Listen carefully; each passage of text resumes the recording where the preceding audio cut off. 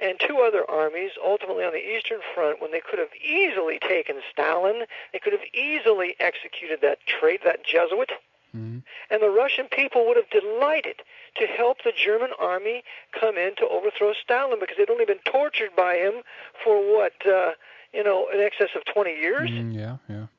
And the Ukrainians, they welcomed the Nazis into the Ukraine. But what happens? Bormann issues the order. Bormann was a Jesuit. Bormann was Hitler's Henry Kissinger. Bormann issues the order to his German army, to his SS, to be brutal to the Ukrainians. And so what does that do? It drives the Ukrainians into the arms of Stalin. So it was obviously done to kill certain populations. And so the Protestant Prussian armies, which primarily were the armies in the East, they're all sacrificed and deliberately massacred, betrayed by Hitler. And Reinhard Gehlen, who was also a Roman Catholic, he was the one in charge of all the intelligence in the East, and he later was given one of the highest award that the Knights of Malta could give. Gehlen was a Knight of Malta. He later is, during the Cold War, he sets up the BND. And the Jesuit that oversaw Reinhard Gehlen when he set up his BND in Pulik was the Jesuit Karl Radner, R-A-H-N-E-R. Radner was stationed in Pulik right with Gehlen. So after they destroyed Protestant Prussia in 1946, because remember the Jesuits had wanted to destroy Protestant Prussia since the Franco-Prussian War of 1870-71. And they failed in World War II, failed in World War I, but then they succeeded in World War II, thanks to the help of the Americans and the British. So they could mass bomb the Prussians. Remember, because lots of the mass bombing took place primarily in northern Germany, in the historic Protestant areas of Germany. Hamburg, like Dresden and Mecklenburg, and Protestant Prussia. They firebombed Dresden in the name of Christ. It wasn't even a military target. Yeah.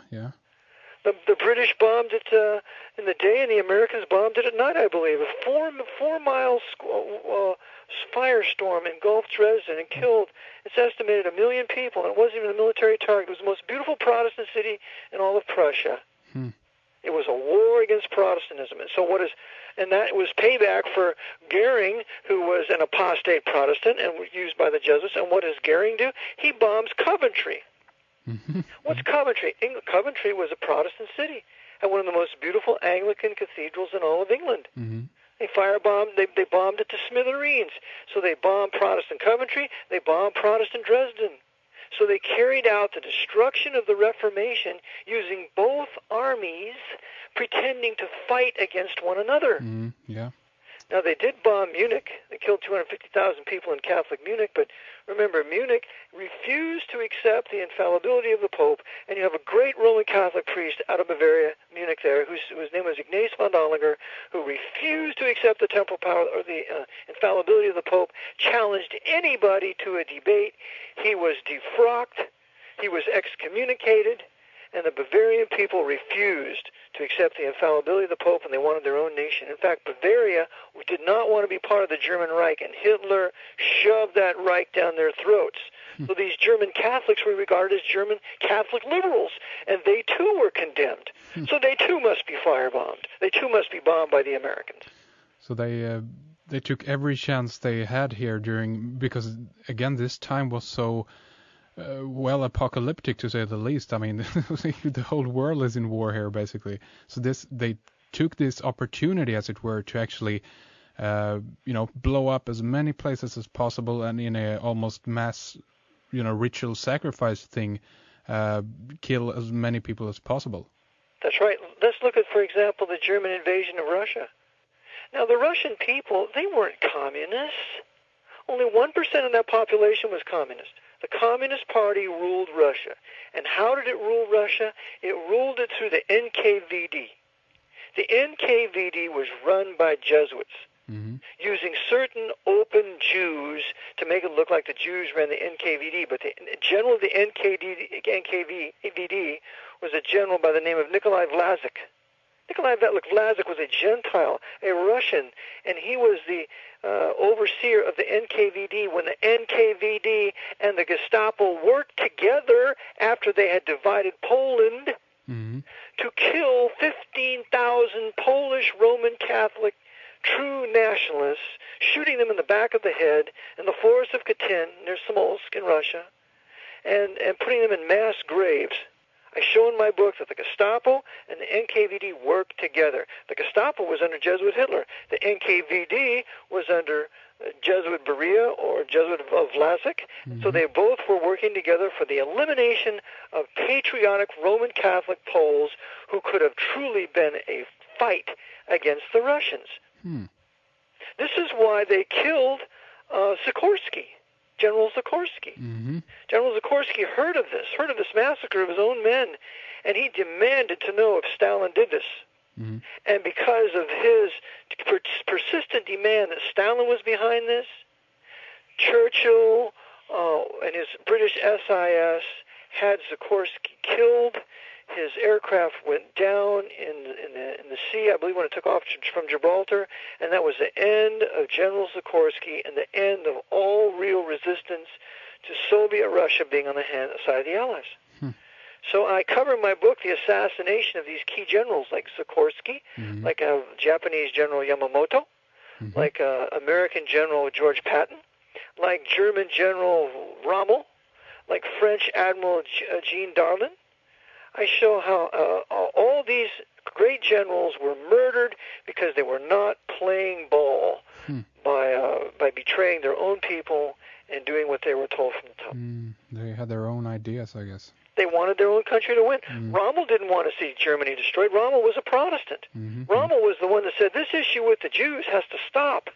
Rommel was the one who wanted all his troops there at Normandy. He knew they were going to attack Normandy. What did they do? They removed him. And so Rommel then is sent back to Berlin, and he's told to commit suicide, or else we're going to kill your family. So Rommel was murdered. Rommel was a great German patriot and a great German soldier, and he had respect among his enemies.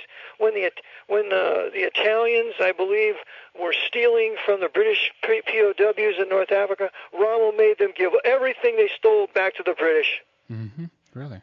He was chivalrous, that's right. So we have, and Patton knew very good and well that Russia would be a threat to us, so he wanted to invade Russia. Russia was the Jesuits' kindergarten to build this huge military war machine to ultimately be used against America. So Patton cannot be allowed to live, so what happens? The OSS is behind a wreck. He's put into the hospital, and he's given an injection of cyanide. According to a former OSS officer by the name of Bazata, and I quote him in my book. So these key military men were murdered by the intelligence community that the Jesuits control. I show in my book that the Jesuits control the international intelligence community, which was being built and perfected during World War II, which is British Secret Service, the Russian KGB, the American CIA, the Israeli Mossad, the Canadian SIS, the German BND. They're all working together at the top, carrying out their various murders and assassinations, keeping the politicians in line. Any agents get out of hand, like this recent Russian agent who was killed in England? Litvinenko or? Litvinenko, they murdered him. The British SIS killed him in conjunction with the FSB, the Soviet FSB. So they're all working together to neutralize anybody that can bring evidence against them. Beyond the fact that we can, so to speak, see what the fruits of their labor or work actually is, and we can ourselves connect the dots with where this actually is going. But my question is there any clear, evidence? For those who want to read about this, that the CIA in that regard, or that the KGB or that the Mossad actually are working at top levels. Is there documentation? I have it in my book. Yeah. I have it in my book. I show you, for example, the collusion between the OSS, the NKVD, and British MI6 during World War II. Now, at the end of World War II, even after Potsdam, then all of a sudden in 1946, ipso facto, there's a Cold War. All of a sudden, Russia becomes a huge enemy of the West.